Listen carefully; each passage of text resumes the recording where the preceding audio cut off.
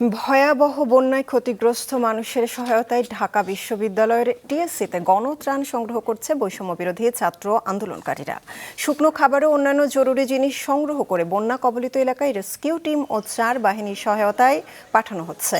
বৈষম্য বিরোধী ছাত্র আন্দোলনের কেন্দ্রীয় সমন্বয়ক নুসরাত তাবাসসুম জানান, বন্যা কবলিতদের উদ্ধারে ফেনী নোয়াখালীর উদ্দেশ্যে ২৫০টি উদ্ধারকারী বোট পাঠানোর ব্যবস্থা করা হয়েছে। ইতোমধ্যে ৫০টিরও বেশি বোট রওনা দিয়েছে।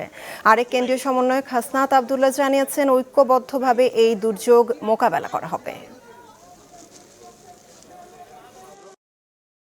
আমরা সিলেট থেকে শুরু করে চট্টগ্রাম পর্যন্ত যতগুলো এরিয়া বন্যা কবলিত, সব জায়গাতে পর্যাপ্ত সাহায্য পাঠানো সম্ভব হচ্ছে না, কিন্তু আমরা চেষ্টা করছি যেন পাঠানো যায়।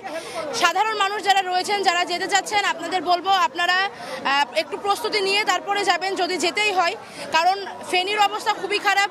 এই গণত্রাণ যতটা না প্রয়োজন, তার চেয়ে বেশি প্রয়োজন হচ্ছে রেস্কিউ। এই অপ্রত্যাশিত যে সংকটটি সৃষ্টি হয়েছে, এই সংকটটি সমাধানের জন্য আমাদের কখনোই ব্যক্তি জায়গা থেকে অথবা শুধুমাত্র ৩ বাহিনীর যেই উদ্যোগ রয়েছে সেটি সম্ভব নয়।